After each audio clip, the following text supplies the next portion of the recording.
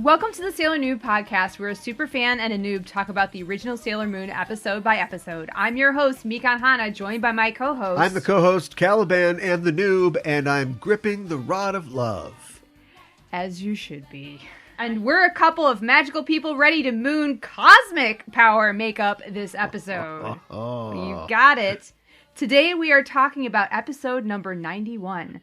Ai no Rado Tanjo, Usagi no Shin Henshin in Japanese. The Rod of Love is Born, Usagi's New Transformation, the English translation, and the English title, Crystal Clear Again. Okay. We'll talk about it. The title or yeah. Which one? Yeah, both of them. Yeah, exactly. One of them we'll address now. I did it. I got to make my rod joke. I mean, look, I got other comedic rows to hoe for this episode, so we'll call it good. We'll put a check in the box next to immature rod jokes, and we'll move on. Really? Just one? I'm going to be the bigger man. Okay. I don't know if I'm going to be the bigger woman. I don't want to get into a rod measuring contest. Okay. Not that big, I guess. All right. A little smaller than maybe Put you your thought. rod on the table. Yeah, Let's do this. Just right. Okay. Sorry. It had to be done. Yeah, I don't need a rating of my rod from you, but we did get a rating of the show from one of our listeners. Listener Hope Love Venus, who I believe is Peachy Hope. On our Discord, which you can join through a link in our show notes, left us a iTunes review. And a nice one at that, a 5-star one. A review titled, A Fun and Informative Podcast, 5 stars. It reads, I look forward to this podcast every week. Sailor Moon was my favorite childhood show and is still one of my favorites to this day. If you are a fellow superfan with Mikan Hana, you will learn something new, whether about the show or Japanese culture within the show. Caliban always makes the recaps so entertaining, and they have such great banter that I'm laughing along the whole time. The two hosts challenge each other's ideas in a friendly fashion and give you new ideas to think about and view the show more critically yourself. Whether it's for nostalgia of one of the greatest animes ever made, or if you are getting into it for the first time, this podcast is perfect to listen to and follow along with. There is truly something entertaining and informational for everyone. Oh, thank you so much. Yes. What a nice review. That was really nice. And I like the fact that she likes that we are looking at it critically. Yeah, me too. This child's cartoon. No, but I think it's interesting because, that was my opinion of it before I started, really watching and getting into it. And then now that I'm watching and getting into it, I'm realizing, because of the layers that we peel back every week, how much depth there is there. And there's the old, it's probably old at this point, but the currently in vogue internet meme of like, just let people enjoy things. Yeah, okay. And it's like, don't mistake us digging into something for not liking it. Being critical has gotten a bad name. Like I look at everything, critically because I want to know what the parts are. I was the kid that took the radio apart. And so I'm taking this radio apart and I like all the parts. Yes.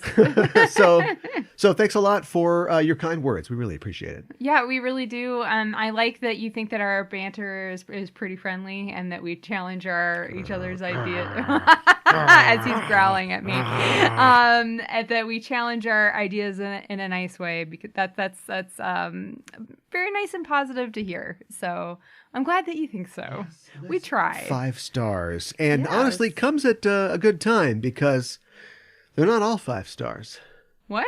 We got a 2-star rating. Oh, we did? Yes, from someone. You blew our perfect rating. Oh my gosh. We're now at 4.5 stars out of 11 rating. No review, just a 2 rating. Stars. So, we say, hey, be honest. If you like it, let us know. And I guess if you don't like it, also let us know. Yeah, I mean, how are we supposed to improve if you don't tell us what you don't like? Well, exactly. And I guess I would say, if you don't change your life, don't change your habits if you don't want to and you're not an iTunes listener. But if you are, the more good ratings that we get, high ratings, the more that kind of unbalances and comes out in the wash. Yes. I don't mind. All the best podcasts in the world aren't 5 stars necessarily because they have made both friends and enemies. Well, I don't want any enemies. No. But at the size that we're at, I'd sure like to have 5 stars. Yeah, I know. So if you've been thinking about giving us a review, kind of been on the fence about it, maybe now would be a good time to jump in on iTunes or on any listening platform that you're on and just give us one kind word if you've got it. Yes, please. And 2 stars to the left. Yeah. Thank you, next. That's all I have to say to 2 stars. As I like to say, without further ado, would you like to give us a synopsis of this episode? The Sailor Noob podcast makes no guarantee about the amount of ado present in every show. I will. And oh boy, here we go. Yeah. We open once again in a darkened basement lab. And I'm just going to say this quick, then we can move on. This feels like a lot of reused animation. In the same way that we have segments, this feels like the show's segment currently. It's going to open. He's holding the test tube. He pours it in the thing. It breaks. The egg comes out. I'm not begrudging them by saving money by doing this. It's a standard practice. But hopefully soon we can get out of the basement, get into a new location with Dr. Giggles here. Yeah, and his glowing glasses. Dr. Giggles calls forth Karanite and says, "Are you ready to do the exposition conversation?" And she says, "Yes, Professor." "Is the water warm enough?" "Yes, Lisa." Oh, no. He says, "What is the purpose of our group, which is called the Deathbusters?" Nice insert there. Just Deathbusters. No, the. It's like Ramones or Grateful Dead. Okay. You know, they were almost called the Ghost Smashers. That was Ackred's original title. No, it's bad. Kari says, "To get the Holy Grail and control the world." And he says, "How are we going to do that?" And she says, "By finding the 3 talismans that are within the pure hearts of the chosen ones." And he says, "And to do that, we use demon eggs to ... Mm-hmm. We see him complete another egg, which he sends off into the tube. It shoots out into the open air of Tokyo. It scares a cat. Yep. At the Sakito household, Usagi is having a bad dream. She is dreaming that the light from the silver crystal is fading, and she can't transform into Sailor Moon. And she sees the other Senshi kind of taunting her, like, "Oh, did you miss your afternoon nap? Oh, isn't it time for you to retire?" And in her dream, Usagi lunges at them. But in her room, she ends up squeezing Luna. I know. Who's like, "Oh!" And then Luna does the rapid fire slaps on Usagi, like, wah, wah, wah, wah, wah, wah, wah. She snaps out of it. She picks up her brooch, and we see that the silver crystal glints dully, and she's worried she won't be able to transform again. Yeah. Dully glints? Which one is the verb there? Luna says, "It's all right. Everything's going to be all right." Has the show outgrown Luna? Ooh, ouch. As a guide to Usagi, who was a rookie superhero, she has a role. Yes. But you see this in long-running anime, especially when the characters are powering up like over and over again. Some characters kind of lose their importance in the narrative. It's like the Turtle Hermit or Piccolo in Dragon Ball. Like they were the major mentor and villain characters in Dragon Ball. But when Dragon Ball Z comes around, they're just doing bits. Like they're just, window dressing to the show. I mean, when you put it like that, kind of, I think. Yeah. Because I know, we'll turn her into a kid. Well, we'll turn her into a little kid. You're talking about the live action. Yeah. There's no way we got to turn her into a kid. I think, I don't know. The prequels were out by then. Yeah, well, right. I'm not sure that's where they got the idea from. But, Luna's not very helpful. She's not very reassuring, right, in this moment. If she was like a real friend and confidant, part of it is, look, I can accept. It's funny because what we're going to talk about in this episode, but I can accept an animal character as having thoughts, hopes, and aspirations. Yeah. But like there's that, and then there's also like the role that they've cast her in, which is an antagonistic one. She's like, "Oh, scold you." But even in like Harry Potter, like Mrs. McGonagall or whatever yells at the kids, but then later on she's like, "All right, look, here's the juice, Right. I knew your father." Everybody has like a deepening role in the story. I can't believe I'm using Harry Potter for this. I'm surprised as well. But Luna's just like, "Yep, still here for a fish joke. Maybe I'll eat a fish and it'll just be a skeleton." And we'll do something like that. Yeah, and for Usagi, I'll get one like accidentally strangling glorious episode on my own. I don't know. Artemis will get one okay one. Yeah, right, And exactly. that's what we're here for. To sell plushies. Well, Yeah. maybe we'll have the chance to confront this later. Anyway, Luna says, why don't you talk this out with Mamoru?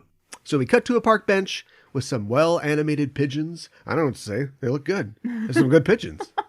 They don't factor in at all. No, they don't. And Usagi is talking with Mamoru, and I like that he's wearing a pullover that says, Earth. Yeah. Earth over the breast. Hey, where'd you get that? Points. Can you narrow it down? Usagi wonders what she's going to do now, and Mamoru says, hey, I'll show you something cool. And he grabs her hand and they run off. He takes her to an abandoned house. Wow, just what I always wanted, tetanus. How did Mamoru find this place? I don't know. Plus, they're always restoring buildings. Maybe this one's on the block. Yes, but I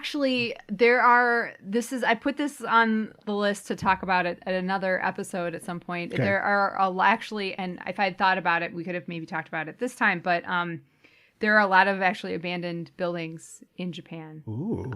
And they're called haikyo, which is actually just the Japanese word for ruins. Ah. But Haikyo. Yeah. Okay. So, but something we can talk about at a later time. Put that on the thing for the future. Yeah. That's interesting. So anyway, this might be a kid's show, but Usagi is thinking what we're all thinking.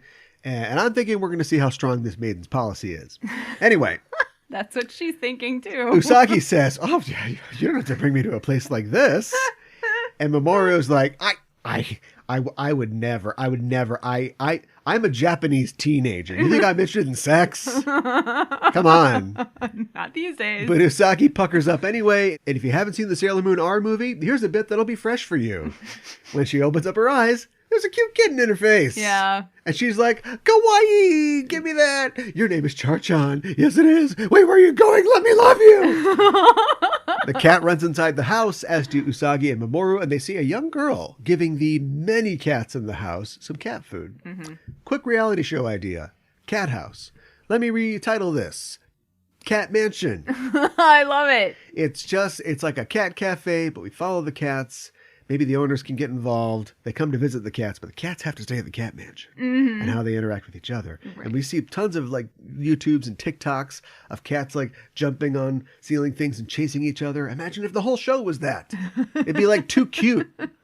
It would be Home Edition. Yes, it would. Yeah. Yeah. Oh, I miss that show. Cat House is on a different network. The little girl says, who are you? And Usagi says, I'm a defender of justice. And Mamoru says, I'm here too. And they do this like little cutesy thing. And it's just like, oh no, these two are going to be insufferable. The little girl's like, I love these cats, but this place will be demolished soon. And Usagi says, that does it. I'm taking care of the cats too. Right, Mamu? And he's like, I guess. Why don't we just make out? We should have just made out. He's the one who brought her to the kittens. Above the city, the demon egg streaks across the sky and flies through the window of a skyrise. Inside is someone's bedroom, and the egg embeds itself into a nearly complete puzzle featuring a picture of a white Persian cat. Mm-hmm. And the puzzle glows as we hear the howl of an angry feline. Yes. At Hikawa Shrine, Usagi is informing her friends that they're all coming on board for this little venture, but they all have excuses why they can't have cats. Mm-hmm. Minako has Artemis. Ray has too many birds around the shrine. That would be a bird holocaust. Yeah. So Mako lives by herself. Yeah. And the landlord doesn't allow cats in the building. And Ami has to study.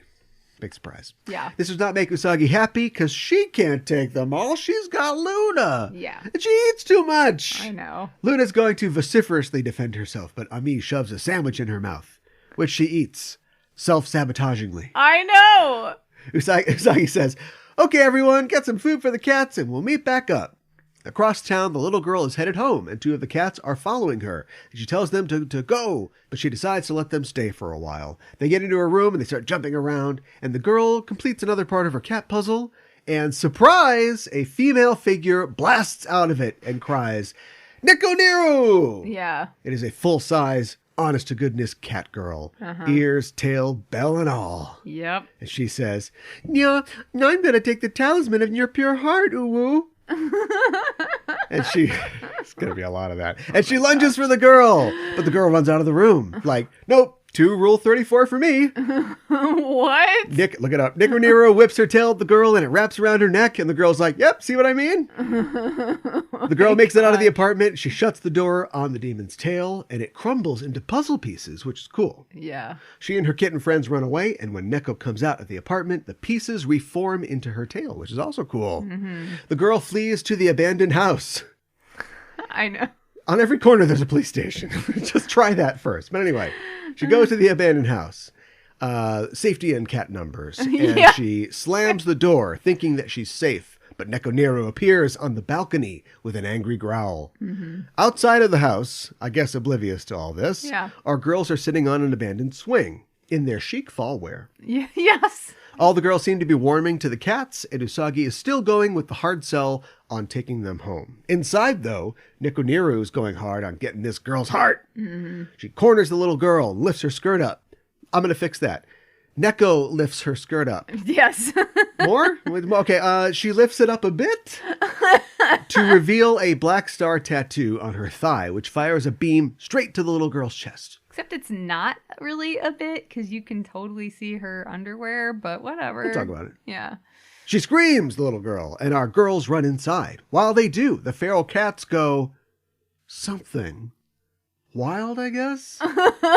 And they attack Nekomusume, but she brushes them aside. Usagi and the others see this, and Usagi clutches her brooch and thinks, maybe this time. And she tries to transform, but nothing happens. You hear that Millennium Falcon hyperdrive sound. The other girls transform and confront Neko. Ray fires off a burning mandala, and Jupiter charges it with sparkling wide pressure, but Neko whips her tail, sending burning electrified rings back to the Senshi, scattering them like 10 pins. Usagi and the cats rush to their aid, but Neko's tail slams them against the wall. Now unhindered, Neko retrieves the starlight crystal from the young girl's heart, and this time, we're talking death. This girl is blue like Smurfette, and she is on the ground. Not Smurfy at all. No. Usagi struggles to get up as Neko claims the crystal, but she is bombarded by a yellow and blue beam of energy. She is blasted into her component puzzle pieces, which spill to the floor, along with the crystal, from an even higher story of the building. I don't know what Tuxedo Mask is going to do when he shows up. It's just swan dive off of Tokyo Tower. Silhouetted in front of a stained glass window, because why not? 2 figures stand back to back. One says, such a powerless being, and they jump down to scoop up the crystal. A figure says, it's not a talisman, and releases it back to the girl, whose color returns. As the 2 figures turn to go, we see the scattered pieces of puzzle begin to rise and reform into Nekomusume. I know. Venus calls to the shadowy figure and says, hey, over here, little help. You haven't defeated the enemy yet. But the voice says, our mission is to get the talismans. You can finish this battle yourselves. And they disappear in a flash of light. Neko, now fully formed, whips her tail and knocks the Senshi back to the ground. She flings her tail around Usagi's neck as Usagi cradles the girl and begins to draw them both towards her. Nya, you're going to die, Uwu. But a red rose severs her tail, and the pieces fall to the ground as Tuxedo Mask appears in a different window on a higher floor. This house has no upstairs. It's just a ground floor and 4 stories of empty space with bay windows and stained glass all the way up. I bait you, shadowy That's figures. how he found this house. He's like, I never want to leave. Now I can make a great entrance up But here I have to leave to come back and enter. Yeah, right. The daimon says, who the Nell is it? I know. Which only works if you go with the romanization Nell instead of Nero. So, nice try. Right, yeah. Nero's try. Nice try, Uwu. TM says, those who toy with pure hearts will be tried by pure hearts. Now, Sailor Moon. Wait, no, that's not going to work. Neko flings her tail at him, which somehow braids itself to become a rope of tail. Which would be a good title for this episode, but it's not going to be. But Tuxedo Mask extends his cane straight out like he sometimes does, smashing through the tail. Yeah, this seems like a new-ish thing that he can do, but yeah. I've seen him. He's done it a couple times. Like he'll do like a pole vault with it or something. Yeah. But he smashes the tail by going right through it, and he pins her to the wall. And the spot where he damages her on her stomach is kind of like outlined in puzzle shapes. It's cool. It's pretty cool. They had a gimmick, and they went the whole way with it. And it's fantastic. The only thing they did was like have her like, one piece is missing when she reforms. Oh, that would have been great. Because it fell, it's under the carpet. Yeah, right. But she's not through with a weird, horny lip lick. She grabs Tuxedo Mask's cane. Writing fanfic can be fun. Oh my God. And snaps it off. Maybe not so fun. And insult to injury, she throws the piece of cane at him. Uselessly, but it sends a message. Mm-hmm. Then she dives at Usagi and Mamoru and slashes him with her claws, rending his cape. It looks bad. Neko once again dives in, claws out. Meow, have your guts for garters. Meow. But TM flips a rose into her face and stuns her. He tells Usagi, you gotta get out of here. Yeah. But she takes his hand and says, I can't leave. I want to protect everyone, including you. They take each other's hands, and time seems to stand still for a moment, and all they can see is each other. Mm-hmm. Nekunero once again rushes to attack them, but a pinkish light emanates from their clenched hands, and Neko is scattered to pieces again. Mm-hmm. As the light blazes from them, Luna cries, That's all right, Luna. You don't know what this is. Okay, once more, here's a crayon. You write down all the things you remember about the Moon Kingdom, and we'll hold on to this list and we'll check it when you claim to recognize something in the future. Good idea. Speaking of the Moon Kingdom, the light expands through the room and the backdrop of the scene changes to that of Silver Millennium. Mm-hmm. Princess Serenity and Endymion clasp hands and gaze at each other as a light from the sky streaks down to strike their joined hands. Mm-hmm. Between them appears a staff-like object, topped with a heart encased in gold, with the silver crystal embedded in it. We see the crystal locket morph and change into a heart shape. And Luna and Artie say, This is born from your love, the spiral moon heart rod. Endymion and Serenity both grab it, and they're back suddenly in the abandoned house with a pissed-off cat girl puzzle monster yelling at them. Uh-huh. The cats say, Now, Sailor Moon! And Sailor Moon intones, Moon Cosmic Power Makeup! Yes. And she transforms into Sailor Moon, but better! Yes. And more hearts. Yes, way more hearts. And she says, I won't forgive you for trampling on pure hearts. In the name of the moon, I'll punish you. Neko runs at her, but we get a new attack. Sailor Moon spins the rod around, almost losing an eye a couple times, and yells, Moon Spiral! Heart! It's like she's making it up as she goes, Attack! I know. Neko Nell is stopped in her tracks and smashes into a giant crystal heart, screaming, Lovely! I love it. Before she crumbles into a puzzle, a broken egg, and an evil puff of smoke. A puzzle, a broken egg, and a puff of smoke. The puzzle is finished.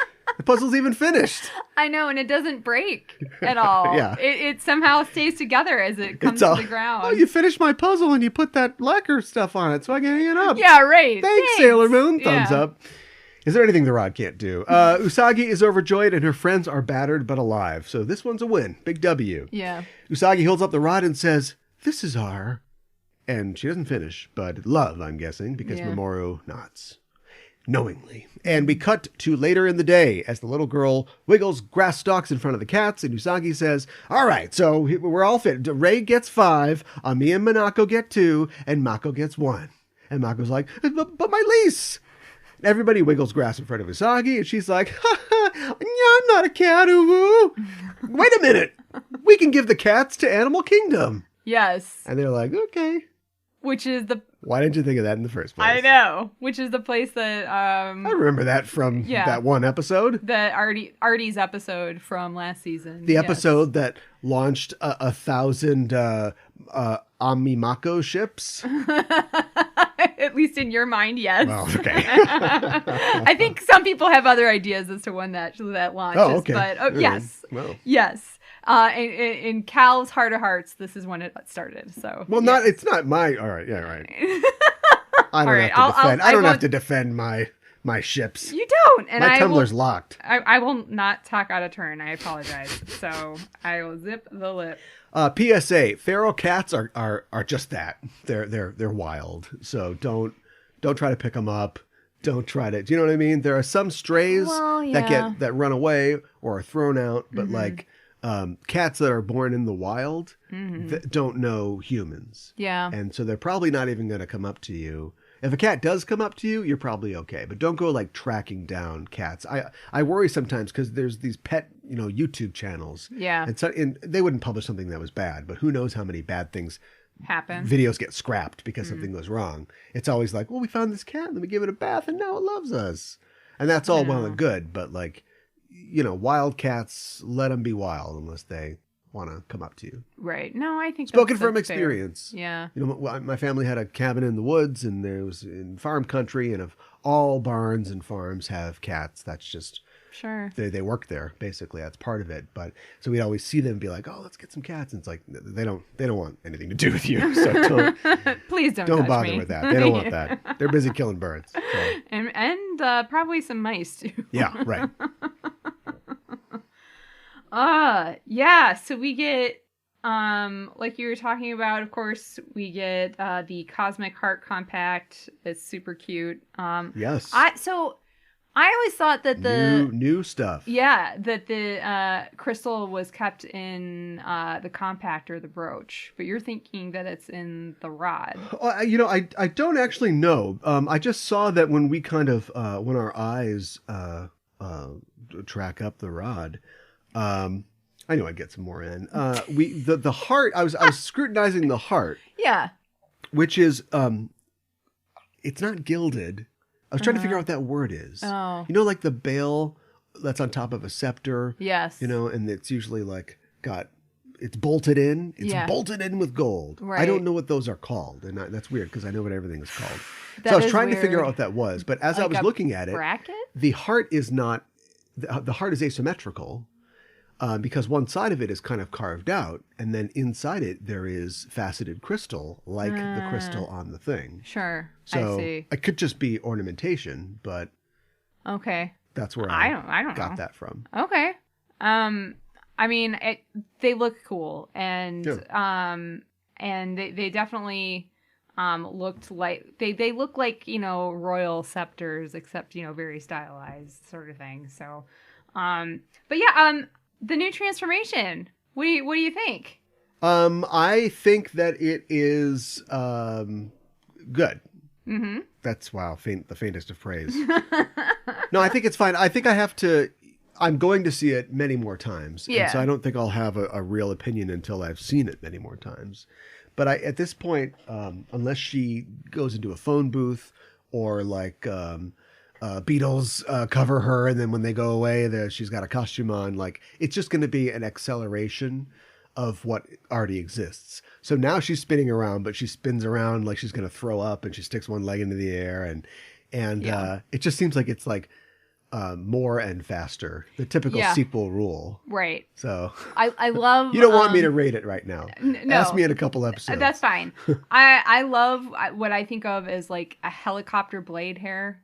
Like her pigtails, the way that they're spinning. Right. Yeah, right. It's like a helicopter blade. I think it looks really cool. She just takes off. Yeah, right. Yeah. Just all the twirls and I really do love how her costume forms from ribbons, and I feel like this transformation kind of emphasizes that a little bit more. Really? Because the old one literally pans up and down. Well, that's true. It does. Her limbs. But this one does too. And I love how like the skirt just kind of like it's like shreds of ribbons, and then it's like kind of like comes in and it's all one. Yeah. That's really cool.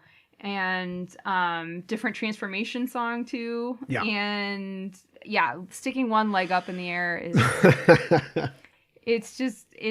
it's great. So is it no more? No, there is the silver crystal still there. It's just just got a recharge. It's got an upgrade with her love. With their love. Does it feel like a Go-go-gadget capitalist scheme at all to sell new toys? I mean, hey, you want another season? Give us another crop of toys to sell. Well, I mean, so I have so in every arc of the manga, it changed too, but I'm sure because at that point they were doing the anime, essentially yes. I'm sure Nako was, kind of told, hey, it would be really great if, so, work that in somehow. It's always great to get more details to the sort of mythology, but like you know that ask any a fan of a Resident Evil game or a Fast and Furious movie, the longer these go, the less anything is going to make any sense at all. I know. And so I'm tracking it at this point to like, all right, now the Silver Crystal Witch, she doesn't use for wish powers anymore and isn't part of a stick or whatever. Now it's just an approach. But like also now, if it gets bit by a stone statue, then it feels bad and needs some help. And so the power of their love recharges it and unlocks another level of what has already been their historical power set, like, you know, in Silver Millennium, because they haven't even mentioned Silver Millennium for like the whole year previously. So now we're going back to that. And when the first season ended, you were like, okay, we haven't been told much, but it makes sense. We know what happened. These are all the players. Bing, bang, boom, done. Right. But then now you've got, you know, all the antagonists in R. Now we're in S, and it's like, oh, and another thing. There's one. Did you know about these? And I'm starting to think like the whole Luna going like, oh, that's the something. It makes more sense than we give it credit for. But they still don't hide it very well. They don't hide it very well, but I mean, I think they're hoping we don't notice. Yeah, well, but, we are adults. Yeah, and we are looking at it critically. Yeah. So, well, we did say that. Yeah. But so I guess one thing to mention is in the dreaded phrase in the manga, in the her cutie moonrod, which is the scepter. The name of the scepter from the R series that she just had, that was born out of her and Mamoru's love in the manga. So they didn't do that in the anime, but I guess liked that idea, so used that for this iteration. And I'm just guessing that, you know, by the time we get to season 5 or the season 5 movie, she'll have a full staff. She'll have a 10-foot pole. I can't say anything. That's okay. Because I mean, all they can do is just add. Everything's gonna get bigger. You're not gonna take things away. No, there is gonna be more. Here's your moon cosmic toothpick. Right, and I mean they chose to do a couple of small little things to change her costume a little bit for the season. Like now she's got the crescent moon in her tiara, and she has a little gold heart on her choker, but they didn't do anything else. I feel like everyone called me crazy, even though no one called me crazy, when I called out the explicit connections to the Terminator films. And lo and behold, we have a whole ass Yoma, or a demon in this case, that is clearly just awesomely, don't get me wrong, but it's clearly just, okay, cool. I didn't know I wanted an anime T-1000. Who is also a cat girl. But like I said before, and I've said it many times, the internet was a mistake. And it's explicit when she first starts and she comes out of the puzzle and she's just that face that sort of like stretches out of the puzzle, which is something you could totally see Liquid Metal, the Terminator like do when it comes out of the floor or something like that. Yeah. Yeah. So like they know what they're doing. Yeah, and then like all the time, like when her tail got slammed in the door, and then like she reformed, and then of course when she reforms and she's totally broken apart and is supposedly dead. Yeah. Just comes back to life. Yeah, all they had to do was just, you know, spray her with liquid nitrogen or something like that, and then hasta la vista, baby. I know now why you cry, but it is something I can never woo-woo.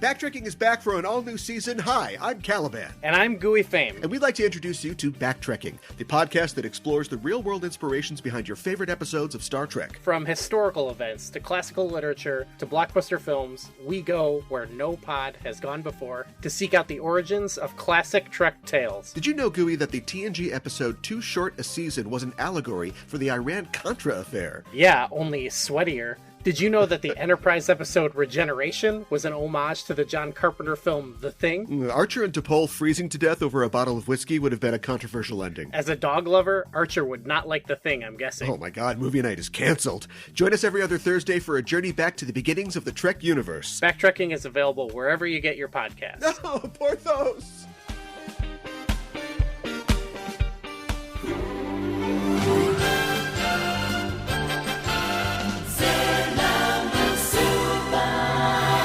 Today for Kyoro Kyoro Miru, or Curiously Looking Around, where we talk about elements of Japanese culture within the episode, we are going to talk about love hotels in Japan. Jackpot. So stick with me. This episode is all about love, so going off of that theme... It's also about the suggestion that two people are going somewhere for an assignation.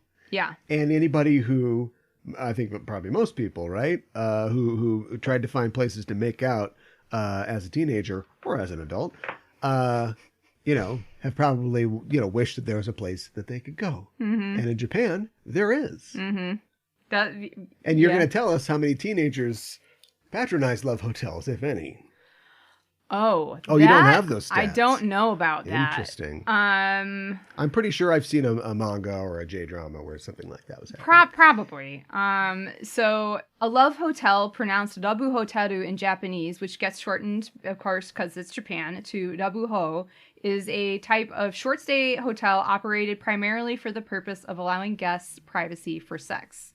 The name... Is it solely for sex, though? We'll get into it. That's what that's kind of the intent. I guess if you were just going to have a business meeting, you would be going to a hotel that everyone assumes is for sex. So I guess its reputation... Yes. It doesn't go anywhere. I guess it has to precede you. It doesn't walk into rooms. This is what it is known exists, for. Yeah, with you. Yes. So in William Gibson's novel, Idoru, mm-hmm. which is set mainly in Japan... Mm-hmm. Even though all of his cyberpunk novels also take place in Japan in certain parts. It's about semi-modern day Japan. And in one part, the characters go to a love hotel, but they go there for their spies, and they go there for privacy because they know that they're not going to be bothered there. Like they need to clean a bullet wound or set up the cyber deck or whatever it is. And so they go there because they know it's convenience. They know that... you'll talk about this in the future, but they know that they don't have to even see a face because they can pay automatically to get in and everything. And so it's like, I just imagine like there's a lot of spies who are like, keep it down. Okay. I love that you're imagining a lot of spies in Japan just going to love hotels. It's better than sad assignations in love hotels. Oh, okay. All right. Change my mind. The name originates from Hotel Love in Osaka, which was built in 1968, and it had a rotating sign, and of course it was a love hotel. Although love hotels or short-term stay hotels designated for sex exist all over the world, the term love hotel is utilized to refer specifically to those located in Japan. Love hotels can usually be identified using symbols such as hearts and the offer of a room rate for a rest, or QK, as well as for an overnight stay. So some of them you can't necessarily tell by looking at them that they're a love hotel, but if it lists a rate for a rest, then it is most likely a love hotel. So like a rest, like yes, a rest. Yeah, and we'll get into what that means a little bit here. I've had that talk.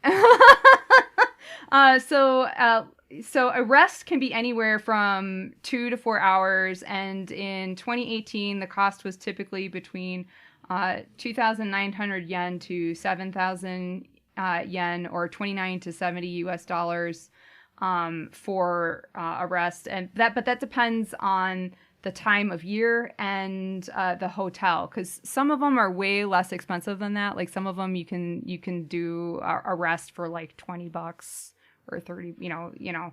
So I don't know. You're telling me right now. I know.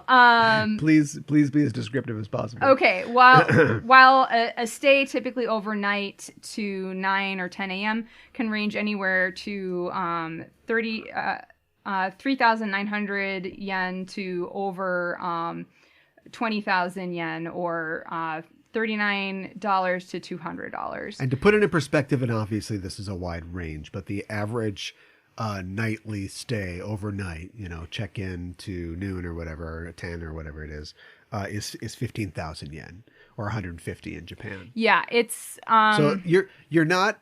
I don't know. I don't know what the accommodations are compared to your average hotel, but it's not. You're not like saving money to stay overnight in a love hotel. All you backpackers out there. Well, I don't know because Oh, really? Do tell. Anecdote? No, I don't know, but like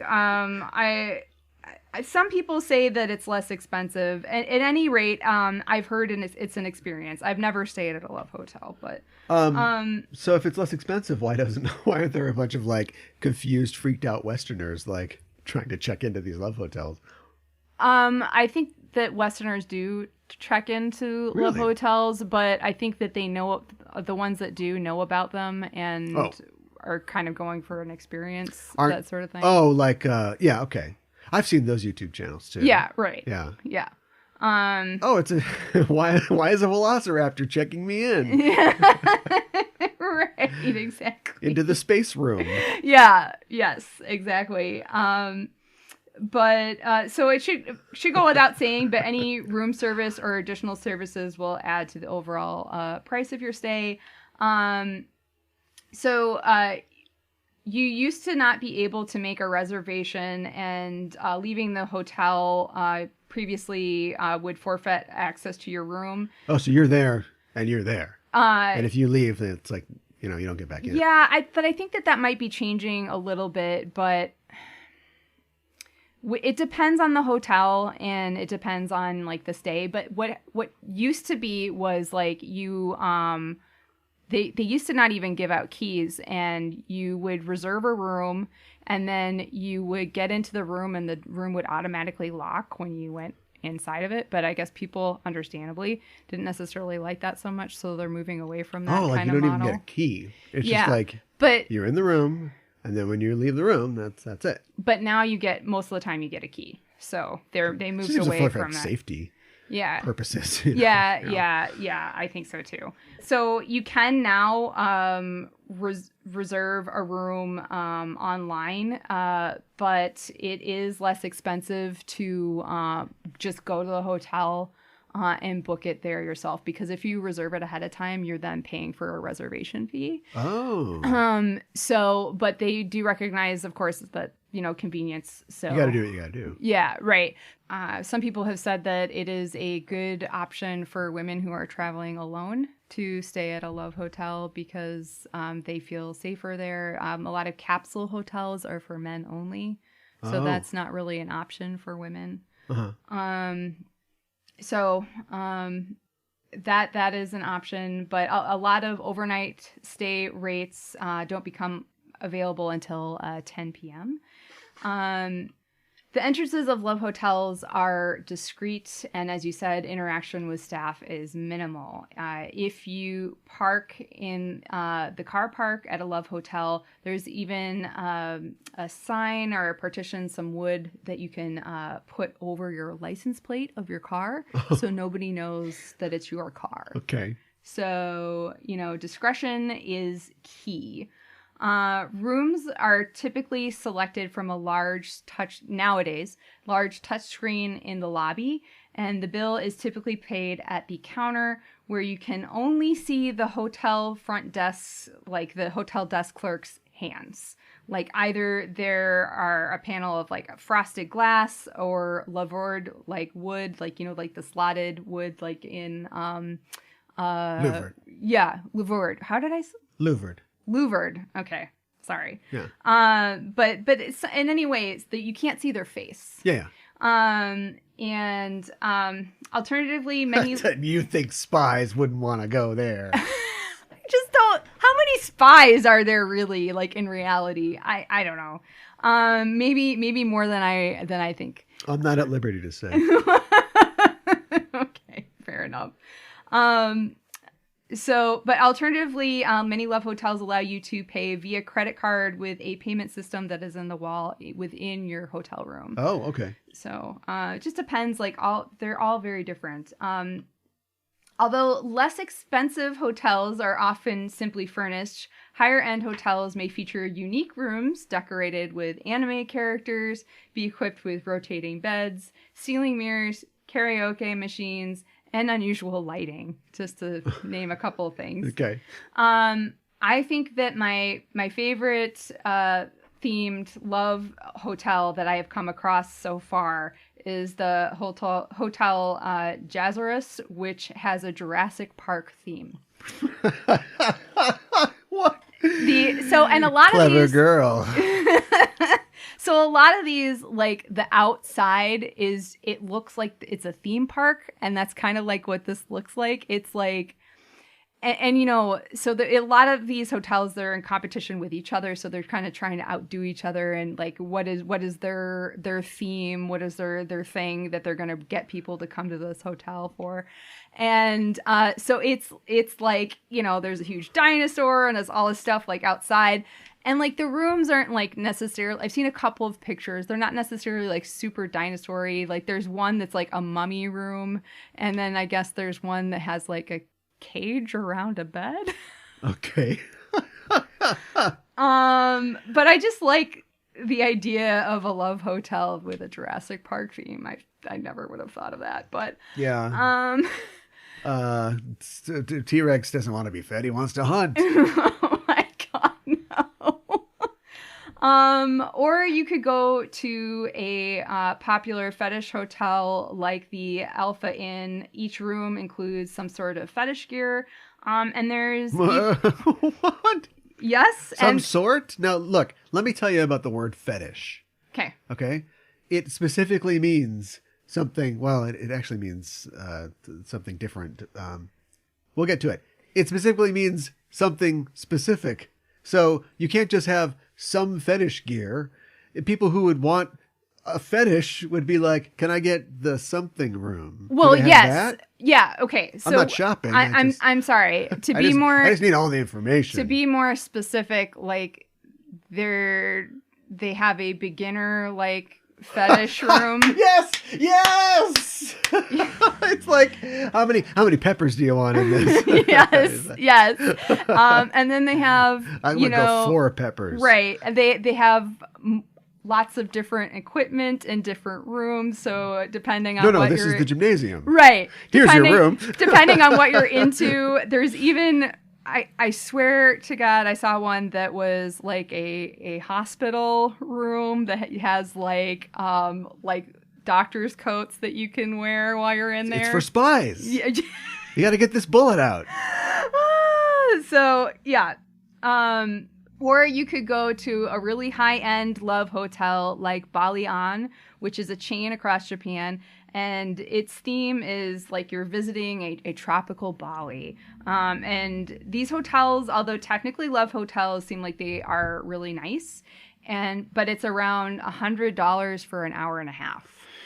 So yeah, that's a lot. But there's still like the whole experience though. It's like it's not like there's anybody there. It's not like there's a hotel bar that you can go to with tinkly piano music. No. Every single thing is just a alone, hopefully not alone, but a small experience. It's like changing the desktop on your computer. It's like, tropical breeze. I guess, but a lot of these rooms have like massage chairs or like a jacuzzi, like really nice bathtubs and stuff like that. Sure. And there's like there's honeymoon suites or like honeymoon hotels. Yes. In Niagara Falls or right, Vegas or whatever. Exactly. Yeah. The champagne hot tub. Yes. But yeah, a lot of since the 1980s, however, this is obviously not totally true because the Jurassic theme park obviously came out. Theme park. Well, it came out 65 million years ago, but yeah, I right. Get your point. The Jurassic Park themed love hotel. No, this is a Michael Crichton's novel, Jurassic Park themed.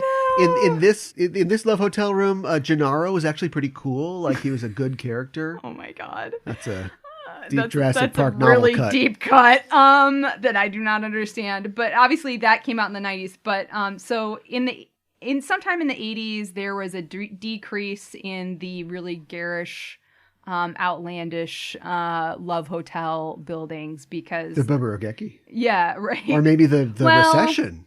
The start of the recession. It actually we'll get into it in a minute because they kind of wanted to make it less obvious that it was a love hotel for reasons. Interesting. But so a lot of love hotels nowadays are kind of nondescript looking buildings that have covered, small, or no windows at all. And sometimes that's another like oh, that building has no windows. Oh, I hope there's not a fire. Oh, gosh, I know, right? Yeah. Love hotels are typically found in highly populated city centers, often close to train stations, industrial areas, or near highways on the outskirts of the city. After World War II, the term tsurekomi yado, literally bring along in, originally referred to simple lodgings run by families with a few rooms to spare. These establishments appeared around Ueno, Tokyo, partially due to the demand from occupation forces, and boomed after 1958 when legal prostitution was abolished and the trade moved underground. Right. In the 1960s, the love hotel industry grew even more. The housing trends in this time in Japan were for small homes with a sleeping area. We talked about this a little bit during our parents episode, for parents and kids, that was utilized as a common room during the day. So this meant that parents did not have a lot of chances to have sex. Huh. So married couples began to go to love hotels often. By 1961, there were around 2,700 tsurekomi inns just in central Tokyo. The Meguro Emperor, the first castle-style love hotel, opened in 1973, so it looks like a castle, and brought in an average of approximately 40 million yen, or 352,282 US monthly. Wow. That's a lot of money. Wow. So in 1984, the Business Affecting Public Morals Regulation Law placed love hotels under the authority of the police. For that reason, new hotels were built to avoid being labeled as love hotels. So this is why we get some more nondescript looking buildings. So if they're under the authority of the police, is there just, they can still operate? Yes. But the police are trying to make sure that there's not prostitution and things going on there? Like, what are they keeping out? Or is there just now there's a love hotel czar, or a police chief for love hotels who deals with the crimes that pop up in love hotels? That is a really good question. Because I'm coming up with a new idea for a story. Love hotel dick. Dick is a slang term for... I know! Yeah, okay. A detective. Oh, that's pretty good. All right, anyway, continue. Beginning in the 1980s, love hotels were also increasingly marketed to women. 2013 study showed that couples' selections of rooms at love hotels were made by women around 90% of the time. Okay. A lot of Jurassic Park fans. Yeah, I guess. I want to go to the one with the dinosaurs. Yeah, Jeff Goldblum did a lot for this business. Yeah. Sadly, I don't know if there's any likeness of him in the hotel, which is just a real missed opportunity. There's just a black shirt that opens up very deeply. I love it. Well, there you go. There it is.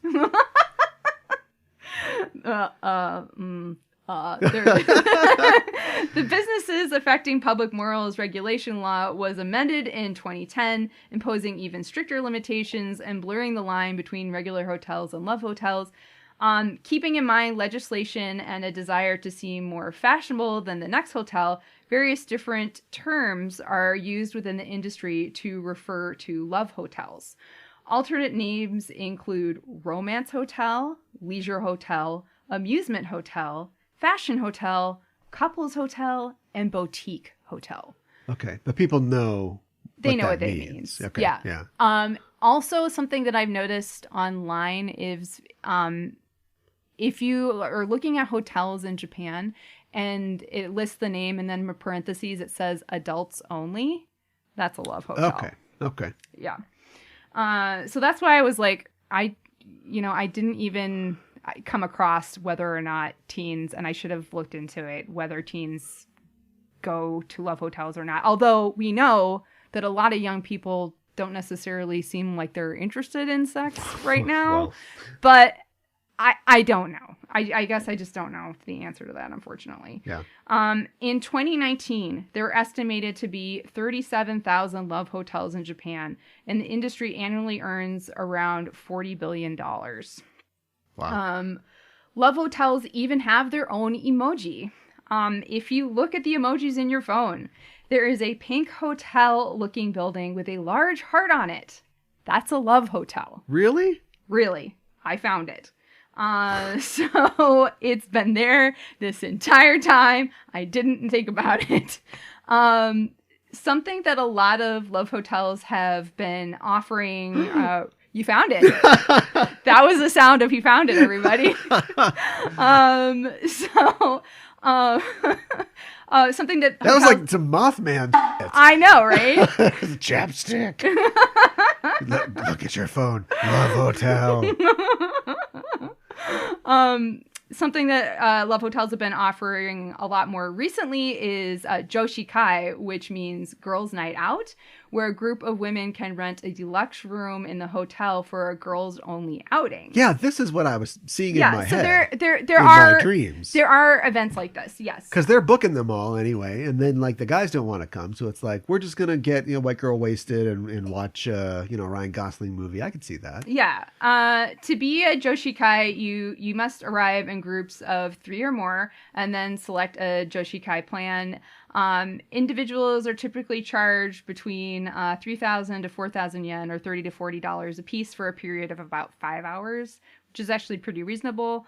Party packages include karaoke, and you can also rent. I watched a YouTube video actually where some YouTubers did this, and they rented a Nintendo Switch and played games.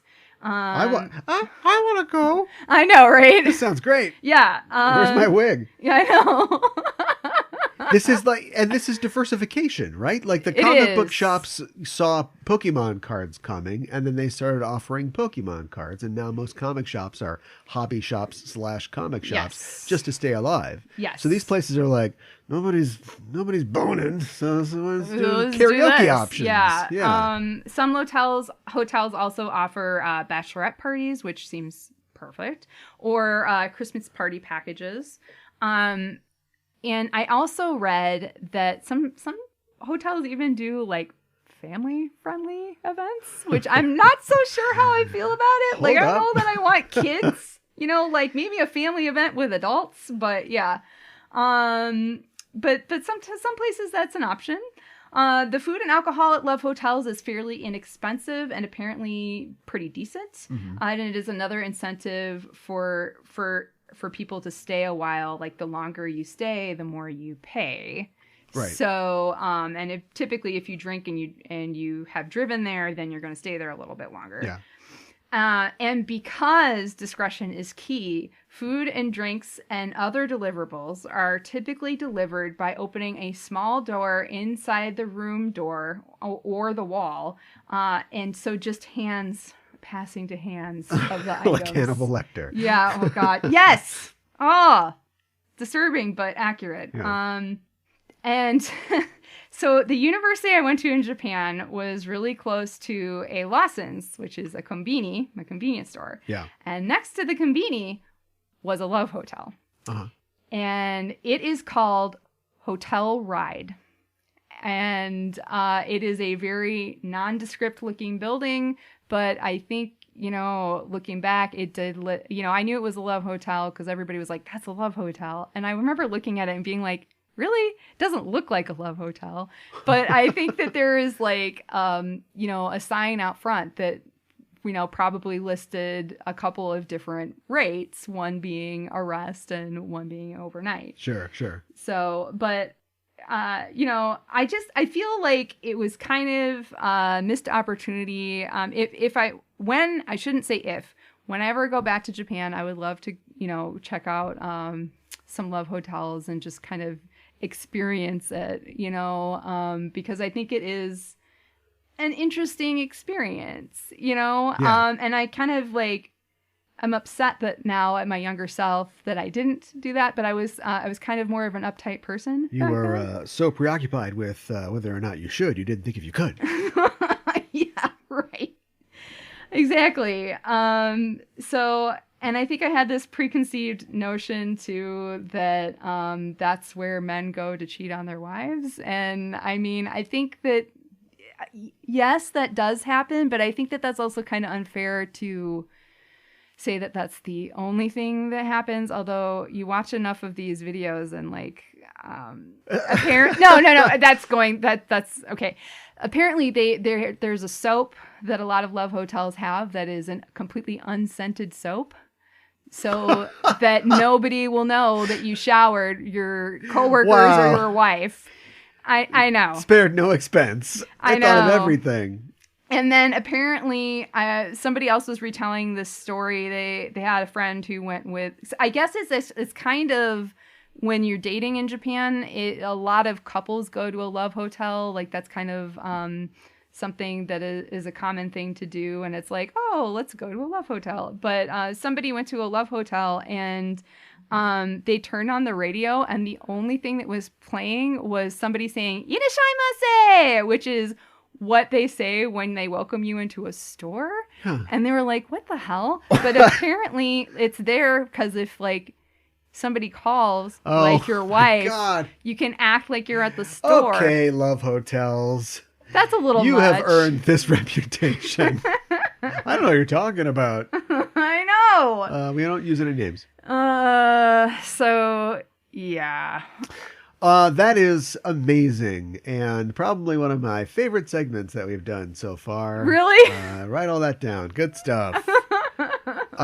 In an unrelated note, but related to something that happened in the episode, I wanted to talk really fast about kimono mimi. Okay. Literally means animal ears. Kimono, animal, mimi, ears. Sure. And that is the idea of humans or human-like characters with animal ears. Okay. And that relates specifically to the nekomusume, which means daughter of a cat, or essentially that's just what they call cat girls. They also call them nekomimi, like cat ears. Okay. It's all connected to the idea of moe, which we have talked about a long time ago in the show, yes. but which is that idea of attachment to a character, usually an anime or a manga character, or the idea of cuteness. Yes. You know, and be like, oh, it's so cute. This is my waifu or whatever. And it's funny because the idea of the nekomusume is very old in Japanese culture. That's so funny. And it's connected to the idea of the bakaneko, which is a yoma that we talked about. That's a shape-shifting cat. But like even in the Edo period, there were stories about prostitutes, sex workers usually, that were, you know, shape-shifting cats. And through the Edo and the Showa periods, that continued. And it wasn't until the 20s in a work of like, it wasn't exactly a light novel, but like text and like illustration. Sure. Called Suzenzuki no Yoka, that dealt with a cat-eared woman, a beautiful woman with cat ears. So Japanese. And it goes in between. Yeah, it's so Japanese, and it goes in between genres and media too, because they were also popular characters in kamishibai, which is street theater. Okay. And you know, like puppets, sort of like a Punch and Judy type thing. Okay. That they would do in the 30s. Okay. And then of course, like when manga took off in like the yes. late 40s, early 50s, and anime as well. Yes. Explosion. Yeah. So now you find them all over.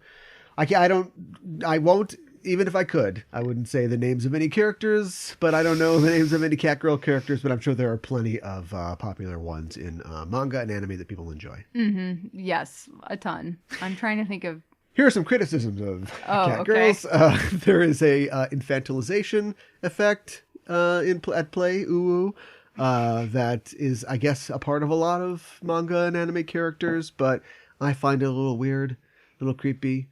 Yeah. One of the reasons I like our daimon this week is that she's you know, clearly is capable and knows what she wants, and isn't just like, that's true. You know, I was joking that she was like that because of cat girls, but yeah, people have argued that it has a similar connection to the idea of like the Playboy bunny. that we have, okay. in America and other places, that fetishization of innocence. But then again, fetishization of innocence? Doesn't that mean anime? Doesn't that mean manga? Yeah. It's kind of the same thing. Funny that you should mention Playboy Bunny, because I'm listening. Nako Takeuchi has drawn Usagi as a Playboy Bunny in like the manga. It's like a little side drawing, and I think she did like all the girls in like that sort of thing. Her name's Rabbit. I know. Yeah. I know. It's weird. It's a little weird, but that's whatever. We've talked. That's Sailor Moon College. We've talked about that. the ongoing adventures. Yeah. I mean, I think Nako kind of likes to sometimes with her artsier drawings of the character. TA public school girls in trouble. Whoa. I think sometimes she likes to push that boundary a little bit. But yeah, maybe you could say that it's Usagi University. Nights. Or college or nights. Yeah, right. Exactly. Sailor Moon. Yeah. Nights. Of course it's nights. Well, it has to be. It's the moon. Oh my gosh, that's awesome. I'm also drinking coffee out of my Sailor Meow mug right now. Sailor Meow mug, meow. Yeah, and talk about cat girl, like she's got like these giant eyes and huge cheeks, but she is like a cat. That's with Sailor chibi Moon hair. though. That's chibi. Yeah, you're right. That's kawaii. Yeah, you're right. It is. Villain gauge, where you rate a baddie 1 to 5 dark stars, 5 being the most wicked. The daimon in this episode is named Nekomusume. Her name is a combination of cat, neko, and sleep, neru. I guess because cats love to sleep. Sleepy cat. Yeah, even though like she doesn't sleep, whatever. It sounds good. In the subtitled version that we watched, they spelled her name the Nekon-nel, so it's like you were saying, like the westernization of that, and that is what her name was in the dub too. So okay. I think maybe they did it just so the Nell hell joke was funnier. I don't know. They didn't use the hell joke on kids' TV, did they? No, this isn't Gumball. They can't get away with something like that. Sorry, I wasn't clear. I mean, in the subtitled version, like, why would they spell it the Western way and not the? It's a joke for no one. Yeah, because that's not how they say it.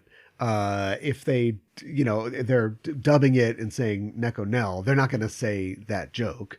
Right. I mean, we don't have a dub version of it to check, but I'm fairly sure. And so it's just a joke for us. It's just a joke for people who are combing through 3 different translations and dubs of this and subs like we are. Yeah. So 30 years in the past, ha ha ha. Right. And according to an interview, Nekon-neru's design was inspired by the Baka Neko, like you were talking about. Okay. Well, the concept. The change cat. But there isn't like a pop star or a fashion look or something like that. No. Because this is like specific. It seems specific. Yeah. Yeah. Like she's got a little dress on her little leggings, and they're not polka dot. They're big dots kind of. So she looks like a push pop. You remember the push pops? Yeah, she looks like a push pop. Well, the pattern of her dress does. Oh, really? Okay. Maybe I'm thinking of like the ice cream push pop. Yeah, yeah. Oh, push pop ice cream. No, you're thinking of the lipstick candy thing. No, I just was like, I'm not sure why you mean like push pop. Like she looks like she's pushed out of her container. So here's another one of those moments where the people at home. Oh. Isn't that exactly it? Okay. Although it does say childhood memories on this pinboard, so I guess maybe these don't exist anymore. Sorry, I didn't remember that like there were like dots on them. I think most of the push pops, I don't know why this is coming to my mind. Most of the push pops that I had were like the Flintstones were on it. I don't know, like they were Flintstone themed. Yeah. I don't know. Yeah. Okay, that makes more sense to me now. So polka dots. Yeah, I noticed. Okay, so she's got purple skin, but on her tail she's got like a black tip, but then she has like orange spots on her tail. So I don't know if like the outfit is supposed to kind of match her tail. Oh, okay. If that was the only thing I could even think of. Sure. But yeah, just cat girl, but well designed. She, of course has an actual cat tail, ears, black hair with bangs, purple skin, red slanted cat eyes, because of course. And she has long, pointy black fingernails, pink lipstick, fangs, and 3 yellow lines that seem to represent whiskers. Like they're just on one side of, they're just on one cheek. It's just an accent. Yeah, which I like. It's kind of punk rocky. She has a dress that could not stay up on its own. But somehow does. Yeah, it's sleeveless. And it's got a half circle cutout. I know. Just a little. I don't want my boobs out, but I want a little cleavage. Yeah, right. Which would make it like that much more impossible for it to stay no, up. this doesn't work at all. But that's okay. It's cute. Yeah, and her thigh-high leggings match her dress. And she has a red ruffle trim and a red petticoat, and also white underwear, which we see a couple of times. And she has really tall red heels, and also her heels have a little cutout in the top too that kind of matches the dress cutout. Yeah. And lots of bells on her. Bells, and of course her black star mark, or I've heard it called like tattoo. Some people have referred to them as tattoos. Whatever, it's a star mark that sucks out talismans. So whatever you want to call it. They're pretty clearly tattoos. Oh, okay. All right. Don't you think? I guess so. I'll talk about it when it's my turn. Okay. All right. And it's just on her thigh. And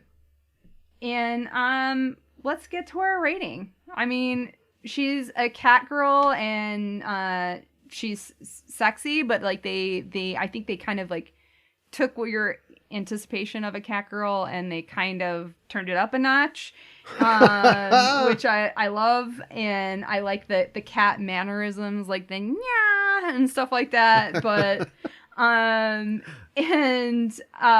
love how they incorporated the initial object that she came from, the puzzle, so much. I love the creativity in this. Well, that's going to be a thing going forward. I hope this year, and because we had the tree before. Yeah, it's so much. Well, it's not. Okay. It's better. It's more. There's more investment in what's happening this week. It's one thing to have well, this is an ice cream stand, and so therefore I have a robot that blows cold air or something like that. Like, okay, that all makes sense. That's a theme, or just. I don't know, a chick with a flat top plays tennis. Yeah, right. Because that's a thing. Is she supposed to be, oh my God, she's Martina Navratilova. Oh. I must have said this when we did Tensi. You probably did. Anyways. She's just So, but I like the idea that they're not even connected necessarily. They had 2 great ideas and they went, watch this. We'll do them both. And so here's a lady who has the fortune-telling thing, but what else is there? Look around this shrine. The tree that you tied the fortunes on. Stick those together. Yes. And this is the puzzle has a cat on it. They had an idea for the puzzle thing, and they're like, how do we make it work? Oh, let's do that. I know. Yeah. But I like it. I think it's really cool, and I love the different ways that she broke apart into pieces and reformed. And she's super strong. She has the girls and tuxedo mask on the ropes. Like, it looks bad. So recognized game, I got to give her 5 out of 5 dark stars. Wow, 5 out of 5 dark stars. You got it. Meow. Mm-hmm. I've got to go 4. Oh. But no less love given. She's trying really hard. Maybe too hard. Oh. But it's solid still. And again, we grade on a curve, or at least I do, and we're going to have to start kind of ramping down the effectiveness, because it seems like every one of these daimons is going to give our girls a run for the money, episode by episode. So, 2 strong ones in a row, almost a TPK, And so, I know. It's so bad. that part is part of it, but I'm going to de-emphasize that. Also, I've called out before that I like the fact that the villains are often, mature women, in sort of a mockery of, the idea of femininity against our good, chaste, sailors. Yeah. This is pretty far. Yeah, for this we see her girl underwear. Pulling a dress up. And it's definitely tattoos because even more now, your grandma has a tattoo, I'm assuming, if you listen to this and you were born after 1990. Sure. In Japan, it's even worse. No, you're The right. fact that they have tattoos. Oh my goodness. You know, these are, you do not take this woman home to mom. I hadn't even thought about that, but Yeah. that's a valid point. These are fallen women that they're fighting this okay, year. they're tattoos. I'm just going to call them tattoos from now So yeah, but I mean, I like that. Mm-hmm. So yeah, 4 for me. Okay. Sad that we'll not see her again, but who knows? Maybe those puzzle pieces are still crawling back We'll together. reform somewhere. I do have a few items of trivia for this episode. This is the last episode that Maiden's Policy is used for the ending theme song. No, what? Yep. So get ready. Also, Policy canceled. I know. Usagi is never taught to say the phrase moon cosmic power makeup. She just knows it. They just say, I don't got a problem with that. okay, all right, just cut right to the chase. Nobody ever taught her to moon tiara action. You know, there's. I've been saying this since the very first episode. There is an innate knowledge of their former. Now I know. I didn't know the first episode that they are just recovering these ideas and these powers and memories from their lives, and so they exist within them in their minds or their souls. Sure. Yeah, and sure, like a cat tells her to say moon prism power makeup. Or Yeah, whatever. right. But no, I don't have any problem with that. All right. She's just. This is like in a video game when like you start off really powerful and then you get like knocked down for some reason. Then you have to like unlock all your skills, and so she's just she's got enough experience points to unlock Moon Spiral Heart Attack or whatever cosmic. She's got the power cosmic. Yes. This is the only time Prince Endymion and Princess Serenity appear in Sailor Moon S. Well, spoilers, but okay. Yeah, well, you wanted me to let you know when. No, I want to know when the teacher disappears forever. I don't want to know that we're never going to go back to the. So they literally then just went just for this season, right? But that's what I'm saying. They literally just went. We need a new power here. Put him in the armor, the dress. Yeah. Remember this? Yeah. See, now I'm on Luna's side. Because she can't, they just give her a script and she just reads what they give her. Wow. Now I'm mad at the people who wrote Luna, so she's like, oh yeah, you've got a moon rod. We didn't even tell you about the cosmic scepter rod thing. Yeah. Oh yeah, I know all about that. That's all she can do. I guess. They Sorry, don't give her Loon. much else to do. Yeah, I know. Now yeah, you're okay with me, woo-woo. She's not mad at me. Now we're up to our rating. She's Woo-woo. Usagi's nightmare is terrifying, I think, in the beginning. And then it goes right into her strangling Luna, which is a good bit. I like that there's a lot of cats in this episode. I think that the daimon is excellent. Catgirl plus puzzle equals genius. I think the daimon is the star of the show. Plus Usagi gets a power up.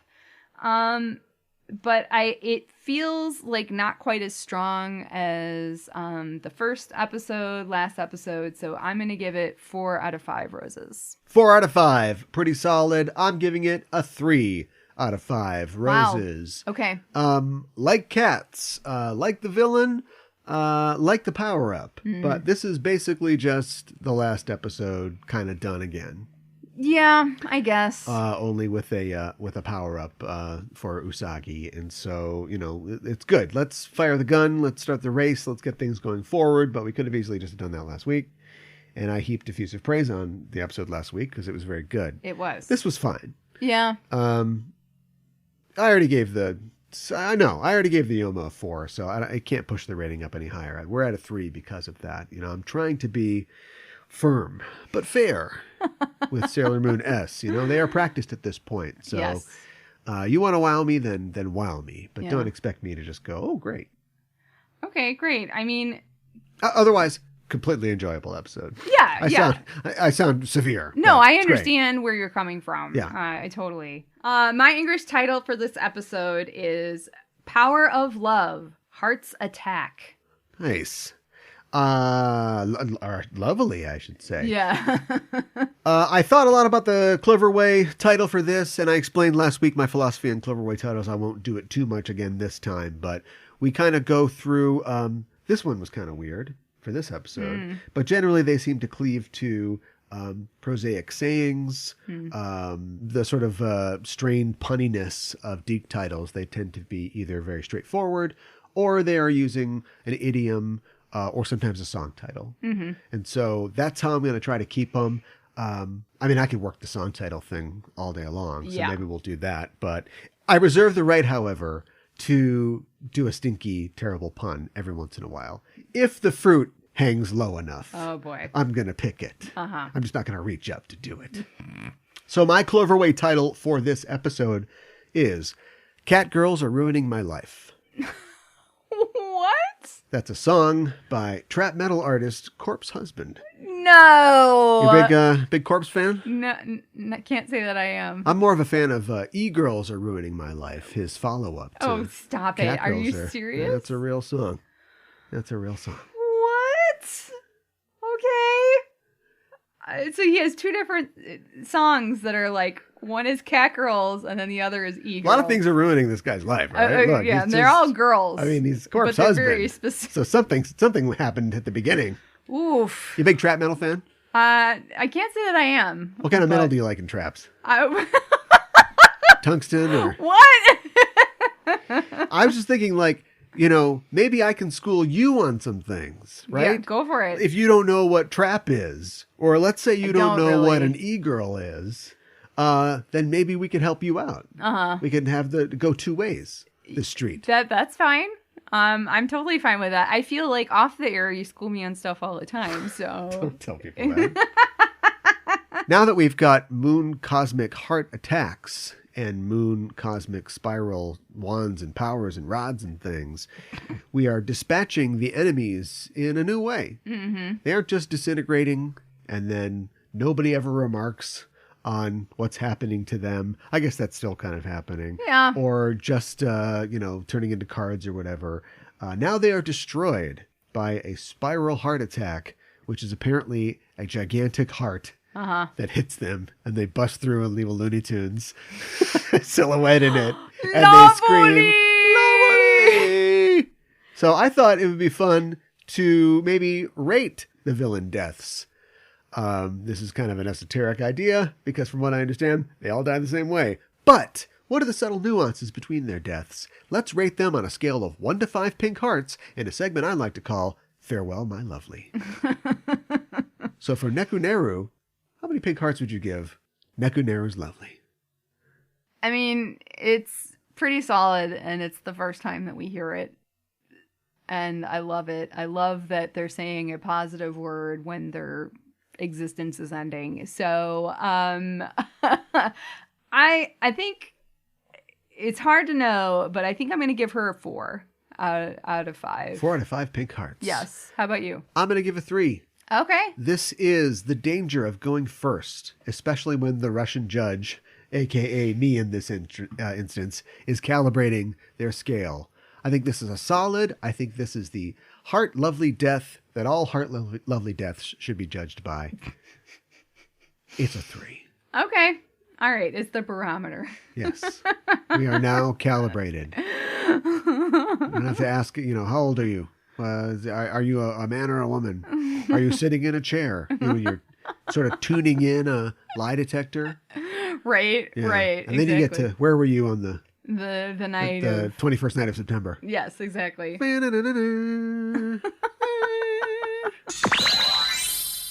Next episode, we are talking about episode number 92. Suteki no Bishonen, Tenno Haruka no Himitsu in Japanese. A handsome boy? Haruka Tenno's Secret, the English translation, and the English title, Driving Dangerously. Whoa, see, that's a Cloverway title right there. Yeah. Oh, yeah. Watch out for your slacks, Ray. There's a new person with clothed legs in town. I'm looking forward to this.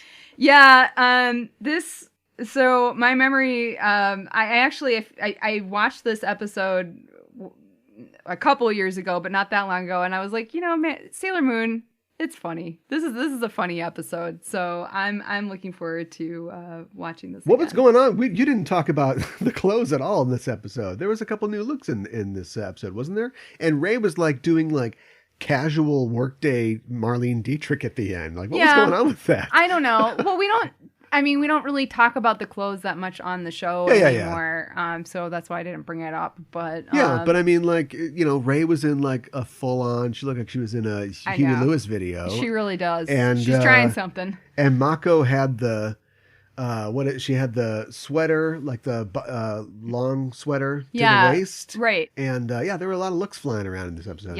Yeah, new season, new looks. So well, you can always hear about the looks and get a better look at those looks, or fits, as the kids say. So you're going to learn all kinds of stuff by going to our Instagram at instagram.com/noob_sailor, where every week we compile all the looks, all the hottest looks, all the fits for you to check out. And talk about them and their inspirations and their looks. So check that out. Also, if you want to help the show grow, you can go to our Patreon at patreon.com/SailorNoob and sign up to be a member of the show today, a senshi, an outer or an inner senshi, and get access to more stuff. And if you really like how we're doing, we also have a coffee. That's ko-fi.com, where you can put something in the tip jar to let us know that you like us. Recently, listener Ron bought us a coffee. Ron bought us a lot of coffee, actually. Thank you, Ron. So, yeah, we really appreciate that. That's really what helps us keep going. It helps us pay our hosting fees and the incidental fees that we have when we're producing extra stuff. If you've noticed a slight drop in the quality of the audio recently, it's because we had to send our digital recording equipment into the shop. Yeah. And that's going to come back soon. And so that's just, you set out to make something great. Yeah. And you're going to have to spend a couple simoleons along the way. So whenever you give us something, we always appreciate it. And it brings you more of the Sailor Noob experience. That's right. Put some money in the tip jar. Oh, God. Let it end. Spray bottle. No! Just spray you. Well, that's our show for this week, and the Name of the Moon will be punishing you next week with another episode of Sailor Noob. Lovely!